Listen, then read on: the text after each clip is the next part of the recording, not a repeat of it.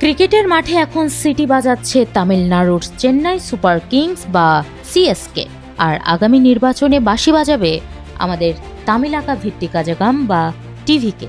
নির্বাচনের আগে থালাপতি বিজয়ের করা সেই ভবিষ্যৎবাণী যেন আজ অক্ষরে অক্ষরে ফলে গেল।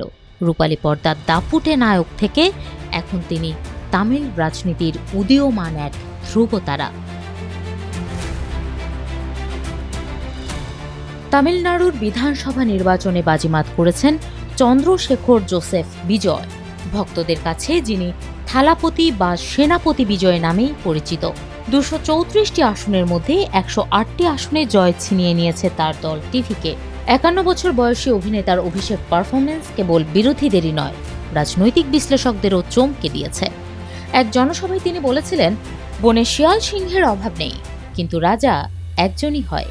তার সেই জ্বালাময়ী ডায়ালগ এখন অনলাইন সামাজিক যোগাযোগ মাধ্যমে ভাইরাল। টিভিকে এখন রাজ্যের একক বৃহত্তম দল হিসেবে আবির্ভূত হয়ে তামিল রাজনীতির দীর্ঘদিনের সমীকরণ বদলে দিয়েছে। বিজয়ের এই অভাবনীয় সাফল্যের পেছনে অনেকেই দেখছেন ধোনি ফ্যাক্টর। তামিলনাড়ুর মানুষের কাছে চেন্নাই সুপার কিংস এবং মহেন্দ্র সিং ধোনি কেবল ক্রিকেট নয়, বরং একটি আবেগের নাম। নির্বাচনী প্রচারণায় সিএসকে সিগনেচার হলুদ রং এবং কৌশলে মানুষের আবেগকে ব্যবহার করেছেন বিজয়। সিএসকের জনপ্রিয় স্লোগান হুইসেল পড়ুর মতো উন্মাদনা দেখা গেছে বিজয়ের জনসভাতেও। ধোনির প্রতি মানুষের যে অবিচল শ্রদ্ধা, বিজয় নিজের ব্যক্তিত্বে সেই একই ধরনের আইকনিক ইমেজ তৈরি করতে সফল হয়েছেন। ফলে ক্রিকেটের অরাজনৈতিক ভক্তদের বড় একটি অংশ পরোক্ষভাবে বিজয়ের সমর্থনে সামিল হয়েছে। এই সাফল্যের পথটা সহজ ছিল না।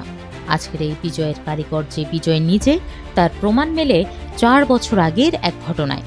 2020 সালে বিজয়ের অনুমতি ছাড়াই তার ফ্যান ক্লাবকে রাজনৈতিক দল হিসেবে নিবন্ধনের চেষ্টা করেন বিজয়ের বাবা, পরিচালক ও প্রযোজক এস.এ. চন্দ্রশেখর।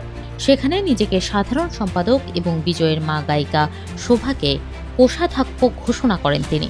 কিন্তু বিজয় ছিলেন নাছোড়বান্দা, সাফ জানিয়ে দেন রাজনৈতিক ভবিষ্যৎ নিজেই ঠিক করবেন তিনি। 2021 সালে এই ঘটনার জেরে মা বাবা সহ 11 জনের বিরুদ্ধে আদালতের দ্বারস্থ হন বিজয়। পরে সেই ফ্যান সংগঠন বিলুপ্ত করা হলেও দমে যাননি থালাপতি। 2024 সালে নিজের একক কর্তৃত্বে আনুষ্ঠানিকভাবে চালু করেন টিভিকে। তামিলনাড়ুর রাজনীতিতে একটি নতুন দলের জন্য জায়গা তৈরি হওয়া মাত্রই মাঠে নামেন বিজয়।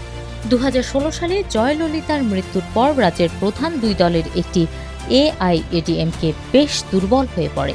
শক্তিশালী সংগঠন থাকা সত্ত্বেও অভ্যন্তরীণ কন্দলে ভাবমূর্তি নষ্ট হয়।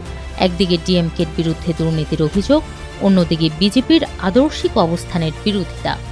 এই দুই কৌশলী চালে তরুণ ও নারী ভোটারদের মন জয় করেছেন বিজয়। 1984 সালে শিশু শিল্পী হিসেবে ক্যারিয়ার শুরু করা ছোট্ট বিজয় আজ তামিলনাড়ুর রাজনীতির প্রকৃত গেম চেঞ্জার। সিনেমার পর্দায় বহুবার অশুভ শক্তিকে হারিয়েছেন তিনি। এবার রাজনীতির রুক্ষ জমিতেও প্রমাণ করলেন রাজা আসলে রাজাই হয়।